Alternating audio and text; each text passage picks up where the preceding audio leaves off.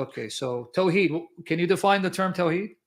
Yeah, I've watched some of your videos on this topic, That's So, good. Find the term Tawheed. what's Tawheed? So Tawheed is the oneness of Allah. And where does it come from? What's the root of Tawheed? There's three segments. So there's Tawheed al-Rububiyyah. I know you're telling me you're Salafi theology. Be patient, listen. Wait, I'm not Salafi. Okay, but Abu Bakr, be patient, man. Okay, go. This is how we're going to have a conversation if you're listening and not talking. Okay. Right. I know as a Salafi, you've divided Tawheed into three categories. I understand that. The Ash'ari and Maturidi don't divide it into three categories, right? But so the people know about Islam. That's not one understanding, correct? The Ash'ari, Maturidi, like Hamza Yusuf, Jibril Fuad Haddad, say that to divide Tawheed into three categories is bid'ah, right? That's what they say. I'm not saying they're right, correct? Yeah. Okay, because I want the Christians to know your deen. So just so we be clear, guys, you heard it. The Salafis, or those who claim to follow the Salaf Salih, their creed would be Athari, they have divided Tawheed into three, and I'm going to let them explain it. But there are other Sunnis, because I want the Christians to know about Islam thoroughly. There are other Sunnis who would go with the Ash'ari Maturidi creed that say we don't divide Tawheed into three, like Hamza Yusuf, Jibril Fuad Haddad, Nuh Hamim Keller. Okay, now, with that said, explain the three categories of Tawheed.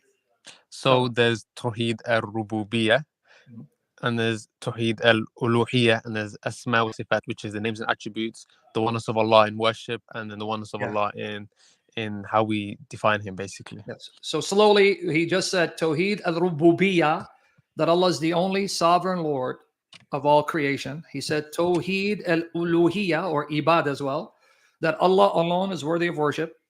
And then Tawheed al-Asma wa Sifat, meaning that Allah possesses certain characteristics and names that are His and cannot be given to any creature. But now, before we go into that, define the term Tawheed, meaning where does the word Tawheed come from? What is the root? It comes from Wahid, one. No, not Wahid. It comes from Wahda. Wahda, and what does that mean, literally? I don't know. What is it? It means to unify or consolidate, right? Yeah. Okay, because I just want people to understand your religion. I'm trying to represent it as accurately as I can, even though my English and Arabic are not the best. So the root of Tawheed means to unify, to consolidate, to make one, right? Yeah. Okay, so everyone heard it? Christians, are you learning about what the Salafis believe about Tawheed? Because you want to learn what they believe.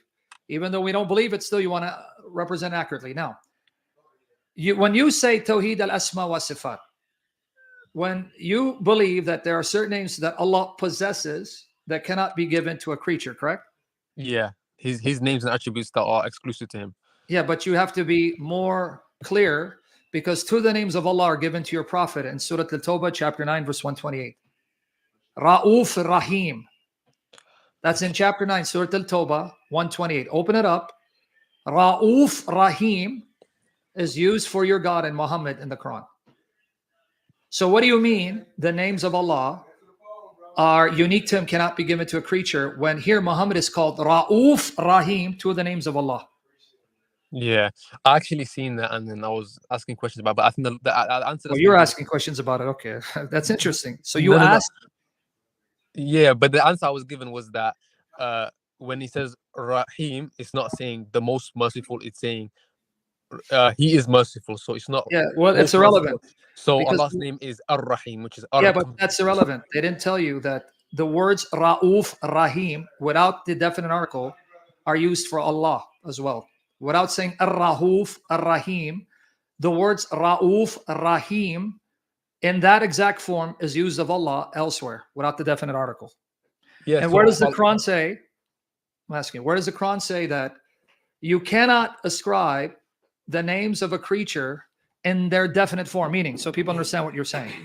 You can't say Ra'uf Ar-Rahim to a creature, only Allah, but you can say Ra'uf Rahim. Where does the Quran make that distinction?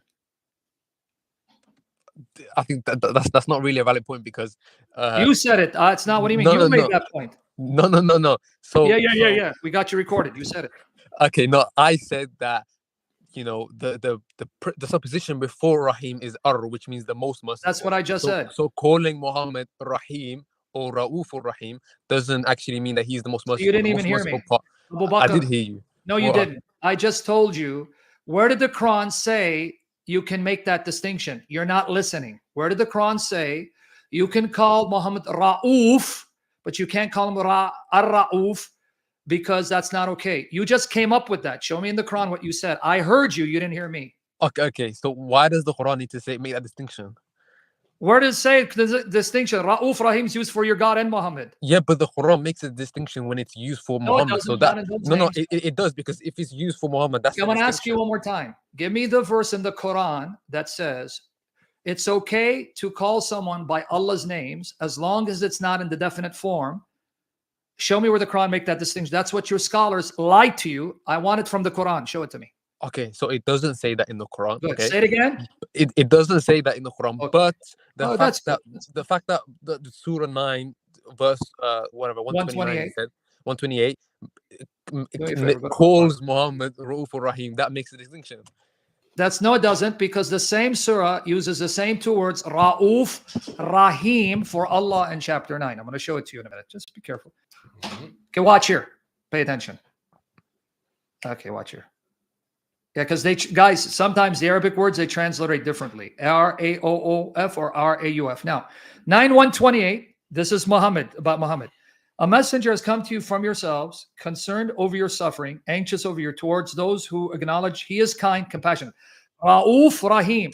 Well, can they see it? Yeah, he can see it. Okay, now watch that verses. Watch, now scroll down. Watch here. Okay, now here, you're going to see it says Allah is Ra'uf Rahim in chapter 9, 117. But now let's see. You're going to have to open Quran, brothers. Okay, now do you see 9, 117?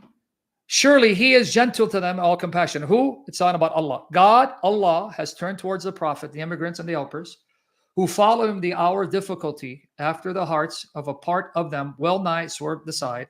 Then he turned towards them. Surely he is gentle to them and all compassionate. Look, it's not Ar-Rahuf. It's not Ar-Ra'uf. It's Ra'uf Rahim. No definite article. Same two words used for your prophet in the same chapter. 9:128. Ra'uf Rahim. There's no difference, dude. Why are you making it up? Is that in Surah Tawbah? Yes, in front of your eyes. Surah Al-Tawbah 9:117, 128. Don't make it harder for yourself. Why is there no difference? Allah didn't say Ar-Ra'uf, Ar-Rahim. Ra'uf Rahim, same thing he said for your prophet in the same surah. So don't lie to us, man. So why there's no difference? Yeah, there's no difference there, but they've translated it At least differently. you're honest. Yeah, there I appreciate you. You're honest, because I thought you're going to lie to me. I respect when Muslims are honest. So all I'm asking you is, you keep following your ulama who have deceived you, because this distinction you made, it's not in the Quran. Oh, it's okay. You can call Muhammad Ra'uf, but only Allah's Ar-Ra'uf. Where did the Quran say that?